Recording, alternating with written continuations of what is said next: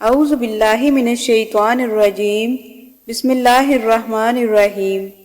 آج کی ویڈیو میں ہم کائنات کے سب سے بڑے بدبخت اور کافر کے بارے میں آپ کو بتائیں گے، یعنی فرعون کے بارے میں۔ فرعون کون تھا اور کس کی اولاد میں سے تھا؟ فرعون کو فرعون کیوں کہا جاتا ہے؟ فرعون مصر کا بادشاہ بننے سے پہلے کیا کام کیا کرتا تھا اور فرعون مصر کا بادشاہ کیسے بنا؟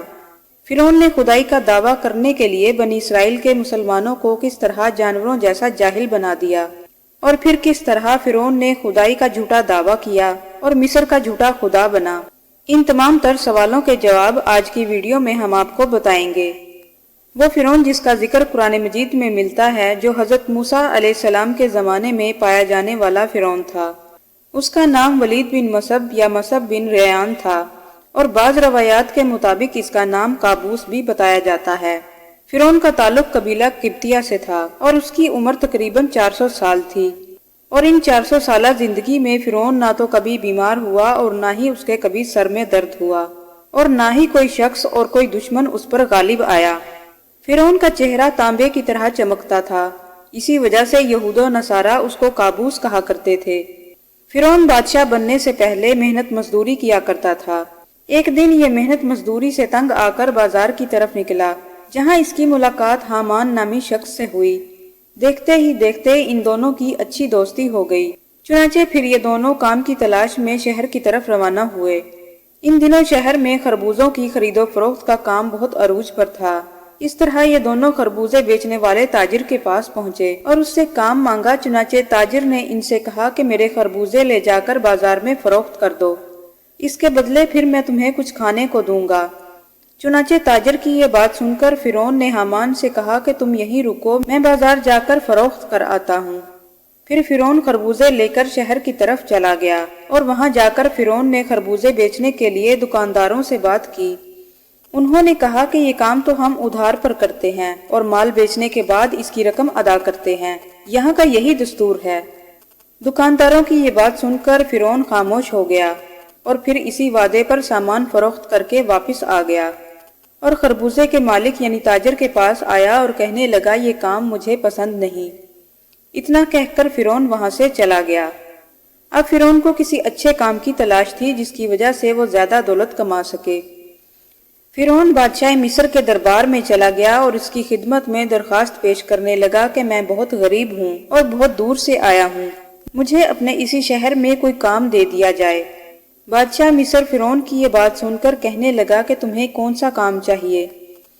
فرعون بادشاہ کے جواب میں کہنے لگا کہ مجھے مصر کے شہر کے قبرستان کی دروگی دے دی جائے، اور اس کے بدلے میں کچھ رقم فدیے کے طور پر شاہی خزانے میں جمع کرواؤں گا اور کچھ رقم میں اپنے پاس رکھوں گا، اور میری اجازت کے بغیر قبرستان میں کوئی مردہ بھی دفن نہ کیا جائے۔ یہ بات سن کر بادشاہ مصر نے فرعون کی یہ درخواست منظور کر لی۔ چنانچہ قبرستان کی دروگی فرعون کو دے دی گئی۔ فرعون بہت خوش ہوا اور قبرستان کے دروازے پر جا بیٹھا اور انتظار کرنے لگا کہ کب کوئی مردہ آئے اور اسے دفن کیا جائے۔ اور پھر قضائے الہی سے ایسا ہوا کہ پورے مصر میں ایک خطرناک وبا پھیل گئی، جس کی وجہ سے مصر کے بہت سے لوگ مرنا شروع ہو گئے۔ فرعون نے جب یہ دیکھا تو اس نے ہر لاش کے بدلے ان کے ورثہ سے ایک ایک درہم لینا شروع کر دیا، اور پھر اس طرح کچھ ہی عرصے میں فرعون کے پاس بہت سا مال اکٹھا ہو گیا۔ مال آنے کے بعد فرعون یہ سوچنے لگا کہ کیوں نہ پورے مصر کے قبرستانوں کی دروگی لے لی جائے، لہٰذا اس نے ایسا ہی کیا۔ فرعون نے کچھ رقم بادشاہ کو دی اور مصر کے تمام قبرستانوں کی دروگی اپنے ہاتھ میں لے لی۔ پھر اسی طرح فرعون مصر کے قبرستانوں کی دروگی کی وجہ سے بادشاہ کے خزانے میں بہت سا مال جمع کرواتا رہا، اور فرعون کے اس کام سے بادشاہ بہت خوش ہوتا۔ پھر اس طرح بادشاہ فرعون کو عزت و مرتبہ دینے لگا۔ پھر اتفاق سے ایسا ہوا کہ مصر کا وزیر مر گیا، اور کیونکہ اس وقت فرعون بادشاہ کے بہت قریب ہو چکا تھا، لہٰذا بادشاہ نے فرعون کو ہی مصر کا وزیر مقرر کر دیا۔ اس طرح اقتدار آتے ہی فرعون اقتدار کے نشے میں بدمست ہو گیا، اور اس نے اپنے دوست حامان کو بھی اپنے پاس بلا لیا۔ اس وقت فرعون اپنے بدبخت دوست حامان سے کہنے لگا کہ میں چاہتا ہوں کہ خدائی کا دعویٰ کروں اور ساری مخلوق مجھے خدا مانے اور میری عبادت کرے۔ فرعون کی یہ بات سن کر حامان بہت حیران ہوا اور کہنے لگا کہ اگر تو خدائی کا دعویٰ کرنا چاہتا ہے تو سب سے پہلے بنی اسرائیل کو اپنی مٹھی میں لینا ہوگا۔ یہ بات سن کر فرعون بولا کہ ایسا کرنے کے لیے مجھے کیا کرنا ہوگا؟ یہ لوگ کس طرح مجھے اپنا خدا تسلیم کریں گے؟ کیونکہ اس وقت یہ لوگ حضرت یوسف علیہ السلام اور حضرت یعقوب علیہ السلام کے دین پر تھے۔ اس مسئلے کا حل حامان نے یہ نکالا کہ کیوں نہ بادشاہ مصر سے درخواست کی جائے کہ میں یہ چاہتا ہوں کہ تمام مصریوں کی تمام تر خواہشات مفت پوری کی جائیں اور تمام لوگوں کے اخراجات اپنی جیب سے ادا کروں گا۔ چنانچہ بادشاہ مصر نے فرعون کی یہ درخواست منظور کر لی اور 1 سال تک کے لیے مصر کے لوگوں کو رعایت دے دی۔ فرعون نے عوام کے تمام تر اخراجات کے لیے حامان کے ہاتھوں شاہی خزانے میں بہت سی رقم جمع کروائی اور یہ اعلان کروایا کہ اس سال خزانہ رعایتوں پر معاف ہے۔ ہم تمام تر اخراجات کی رقم شاہی خزانے میں جمع کروا چکے ہیں اور مزید 2 سال کے اخراجات کی معافی کے لیے بھی شاہی دربار میں درخواست دے چکے ہیں اور وہ بھی قبول ہو چکی ہے۔ فرعون کا یہ اعلان سن کر مصر کے لوگ بہت خوش ہوئے اور مصر کے تمام تر غریبوں اور مسکینوں نے فرعون کی ترقی کے لیے دعائیں کی۔ اور پھر چند دنوں کے بعد بادشاہ مصر کا بھی انتقال ہو گیا۔ مصر کے بادشاہ کے مرنے کے بعد اس کا کوئی وارث موجود نہیں تھا جو بادشاہت سنبھالتا۔ اس طرح بادشاہ کے مرنے کے بعد تمام لوگ جمع ہو گئے اور سوچنے لگے کہ تخت پر کس شخص کو بٹھایا جائے۔ چنانچہ مصر کے لوگوں نے اس وقت فرعون کی یہ نیکی دیکھی تھی۔ فرعون نے 3 برس تک مصر کے لوگوں کو خزانہ معاف کروایا تھا اور لوگ اس سے بہت خوش تھے۔ اس لیے مصر کے لوگوں نے فرعون کو شاہی تخت پر بٹھا دیا اور اس طرح فرعون بدبخت مصر کا بادشاہ بن گیا۔ لوگ یہ سوچ رہے تھے کہ فرعون ایک اچھا انسان ہے اور وہ لوگوں کا خیال رکھے گا۔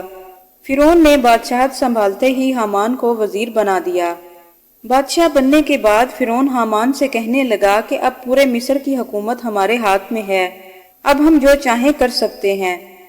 اب کوئی ایسی ترکیب نکالو کہ لوگ مجھے خدا ماننے لگیں اور میری عبادت کرنے لگیں۔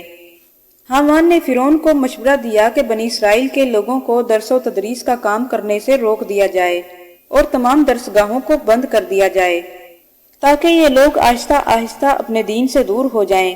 اس طرح آنے والی نسل دین کی تعلیم سے ناواقف اور بے خبر اور جاہل پیدا ہوگی۔ حامان کی یہ بات سن کر فرعون نے یہ حکم جاری کر دیا کہ مصر میں درس و تدریس کا سلسلہ روک دیا جائے اور پورے مصر میں درس و تدریس کا کام بند کر دیا جائے اور جو کوئی یہ کام کرے گا اسے قتل کر دیا جائے۔ پھر لوگوں نے یہ سن کر درس و تدریس کا سلسلہ روک دیا۔ پھر یہ لوگ اپنے دین سے دور ہو گئے اور اپنے حقیقی رب اللہ تعالیٰ کو بھی بھول گئے اور جانوروں کی طرح جاہل بن گئے۔ فرعون نے یہ حال دیکھا تو تمام لوگوں کو حکم دیا کہ اپنے گھروں میں بت رکھیں اور اس کو سجدہ کریں اور اس کی پوجا کیا کریں۔ یہ اعلان سنتے ہی قبطی قبیلوں نے بتوں کی پوجا شروع کر دی اور یوں لوگ بتوں کی پوجا کرنے لگے اور بت پرستی بڑھتی چلی گئی اور یہ سلسلہ اس طرح 20 سال تک جاری رہا۔ پھر فرعون نے مصر میں یہ اعلان کروایا کہ یہ الفاظ مصر کے لوگوں تک پہنچائیں جس کا ذکر قرآن مجید میں یوں ملتا ہے۔ اس نے لوگوں کو جمع کیا اور لوگوں سے کہا کہ میں ہوں تمہارا رب اور سب سے بلند اور بڑا۔ پھر اس طرح فرعون مصر کا جھوٹا خدا بنا۔ ادھر مصر کا سب سے بڑا قبیلہ قبطیہ فرعون کو خدا ماننے لگا اور اسے سجدہ کرنے لگا۔ جب فرعون نے خدائی کا جھوٹا دعویٰ کیا تو اس وقت لوگ ایسے بھی موجود تھے جو اللہ تعالیٰ پر ایمان رکھتے تھے اور اس کی وحدانیت پر ایمان رکھتے تھے۔ جب فرعون کو ان لوگوں کا پتہ چلا تو اس نے ان لوگوں پر ظلم و ستم کرنے شروع کر دیے اور ان کو اپنا غلام بنا لیا۔ پھر ہر مشکل کام ان چند لوگوں سے لیا جاتا اور پھر ان لوگوں پر ظلم و ستم بھی کیا جاتا۔ جب فرعون کا ظلم و ستم حد سے بڑھ گیا تو اللہ تعالیٰ نے لوگوں کی ہدایت کے لیے حضرت موسیٰ علیہ السلام کو نبی بنا کر بھیجا۔ حضرت موسیٰ علیہ السلام فرعون کو اللہ تعالیٰ کا پیغام پہنچاتے اور ایک اللہ کو ماننے اور لوگوں پر ظلم کرنے سے منع کرتے، لیکن فرعون باز نہ آیا اور اسی طرح لوگوں پر ظلم و ستم کرتا رہا اور کفر و شرک پر ڈٹا رہا۔ حضرت موسیٰ علیہ السلام نے اللہ کا پیغام فرعون تک پہنچایا مگر وہ غرور میں آ کر اس دعوت کو قبول کرنے سے انکار کرتا رہا اور اللہ کی وحدانیت سے انکار کرتا رہا اور ہمیشہ کے لیے جہنمی بن گیا۔ جب فرعون کا ظلم و ستم حد سے بڑھ گیا اور فرعون کو بار بار سمجھانے کے باوجود وہ اللہ پر ایمان نہ لایا اور وہ کئی بار اللہ کے عذاب کو دیکھنے کے باوجود بھی اللہ کا منکر رہا تو اللہ تعالیٰ نے اس پر عذاب نازل کرنے کا ارادہ فرما لیا۔ چنانچہ حضرت موسیٰ علیہ السلام پر اللہ تعالیٰ نے وحی نازل فرمائی کہ وہ بنی اسرائیل کو لے کر اس علاقے سے دور چلے جائیں۔ اللہ تعالیٰ فرعون پر اپنا عذاب نازل فرمانے والا ہے۔ چنانچہ حضرت موسیٰ علیہ السلام بنی اسرائیل کو لے کر یہاں سے روانہ ہو گئے۔ جب فرعون کو اس بات کا پتہ چلا کہ حضرت موسیٰ علیہ السلام تمام لوگوں کو لے کر مصر چھوڑ کر جا رہے ہیں، تو فرعون نے ایک بہت بڑا لشکر تیار کیا اور حضرت موسیٰ علیہ السلام کا پیچھا کرنے لگا۔ فرعون نے حکم دیا کہ حضرت موسیٰ علیہ السلام کے ساتھ جتنے مسلمان موجود ہیں ان میں سے ایک کو بھی زندہ نہیں بچنا چاہیے۔ جب حضرت موسیٰ علیہ السلام دریائے نیل کے کنارے پہنچے تو قوم یہ دیکھ کر گھبرا گئی کہ پیچھے فرعون کا لشکر لگا ہوا ہے اور آگے سمندر ہے، آج ہمیں اس سے کوئی بھی نہیں بچا پائے گا۔ تو پھر حضرت موسیٰ علیہ السلام کو اللہ تعالیٰ نے حکم دیا کہ اپنا عصا دریا میں مارے۔ تو حضرت موسیٰ علیہ السلام نے اپنا عصا دریا میں مارا تو خشکی کے راستے بن گئے۔ تو پھر حضرت موسیٰ علیہ السلام اور ان کی قوم نے آسانی سے دریائے نیل کو عبور کر لیا۔ فرعون بھی اپنے لشکر کو لے کر اسی راستے سے دریائے نیل میں داخل ہو گیا۔ جب فرعون کا لشکر دریائے نیل کے درمیان میں پہنچا تو اللہ تعالیٰ نے دریائے نیل کو دوبارہ مل جانے کا حکم دیا، تو دریائے نیل دوبارہ پھر سے مل گیا اور فرعون کا لشکر ڈوبنے لگا۔ تو پھر فرعون نے بلند آواز سے کہا کہ میں موسیٰ کے اللہ پر ایمان لایا۔ اس وقت حضرت جبرائیل علیہ السلام نے اللہ کے حکم سے مٹی اٹھا کر اس کے منہ میں بھر دی تاکہ وہ دعا نہ مانگ سکے۔ فرعون اس وقت ایمان لانا چاہتا تھا جب اس کا ایمان لانا اللہ کے ہاں قابل قبول نہ تھا، کیونکہ اس پر عذاب نازل ہو چکا تھا اور اس کے لیے توبہ کا دروازہ بند ہو چکا تھا۔ پھر دریائے نیل اللہ کے حکم سے مل گیا اور فرعون اور اس کا لشکر دریائے نیل میں غرق ہو گئے اور رہتی دنیا کے لیے عبرت کا نشان بن گئے۔ ناظرین، یہ تھی ہماری آج کی ویڈیو۔ اگر آپ کو ہماری یہ ویڈیو پسند آئی ہو تو لائک اور سبسکرائب کرنا نہ بھولیں۔ ملتے ہیں اگلی ویڈیو کے ساتھ، اجازت دیجیے، اللہ حافظ۔